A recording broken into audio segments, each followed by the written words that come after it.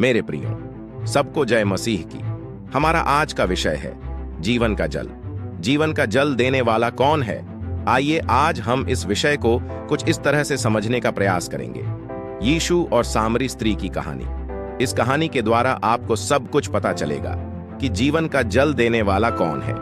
मेरे प्रियो, बात उन दिनों की है जब सामरिया से गुजरते वक्त यीशु आराम करने के लिए एक कुएं के पास बैठ गए और उसके चेले खाना लेने के लिए शहर चले गए। तभी एक महिला कुएं पर पानी भरने को आई।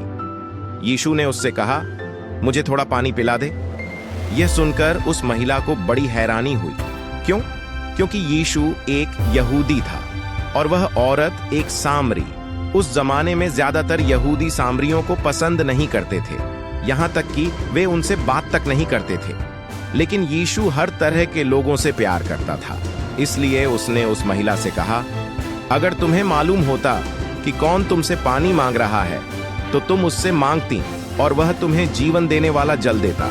उस महिला ने कहा, हे प्रभु, कुआं तो इतना गहरा है और आपके पास बाल्टी भी नहीं है, फिर आप कैसे यह जीवन देने वाला जल देंगे?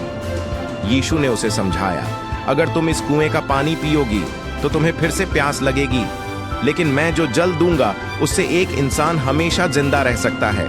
इस पर उस महिला ने कहा, हे प्रभु, मुझे वह जल दे दीजिए ताकि फिर मुझे कभी प्यास नहीं लगेगी और मुझे पानी लेने के लिए यहां आना भी नहीं पड़ेगा।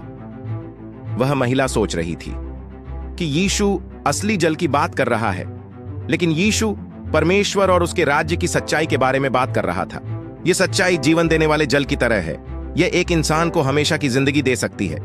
तब यीशु ने उस महिला से कहा, जाओ और अपने पति को बुलाकर लाओ। उसने जवाब दिया, मेरा कोई पति नहीं है। यीशु ने उससे कहा, तुम सही कहती हो, लेकिन तुम्हारे 5 पति थे और जिस आदमी के साथ तुम अभी रह रही हो वह भी तुम्हारा पति नहीं है। यीशु की यह बात सुनकर उस महिला को बड़ा ताज्जुब हुआ। उसने सोचा, आखिर इसे यह सब कैसे मालूम? यीशु यह सब इसलिए जानता था क्योंकि वह परमेश्वर का बेटा था, जिसके बारे में परमेश्वर ने पहले से वादा किया था और ये सारी बातें परमेश्वर ने ही उसे बताई थीं।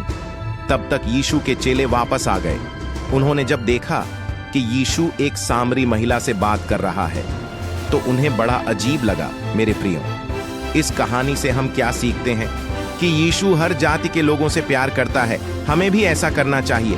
हमें सिर्फ इसलिए कुछ लोगों को बुरा नहीं समझना चाहिए क्योंकि वे किसी दूसरी जाति के हैं या दूसरे धर्म के हैं। यीशु चाहता है कि सब लोगों को वह सच्चाई पता चले जिससे उन्हें हमेशा की जिंदगी अर्थात अनंत जीवन मिल सकती है। इसलिए हमें लोगों को सच्चाई सीखने में मदद देनी चाहिए। अगर आप एक सच्चा मसीही हैं, परमेश्वर से प्यार करते हैं, उनके वचनों को अध्ययन करते हैं, तो वीडियो को जरूर एक लाइक करें। प्रभु आपको निश्चय ही आशीष देगा। आमीन।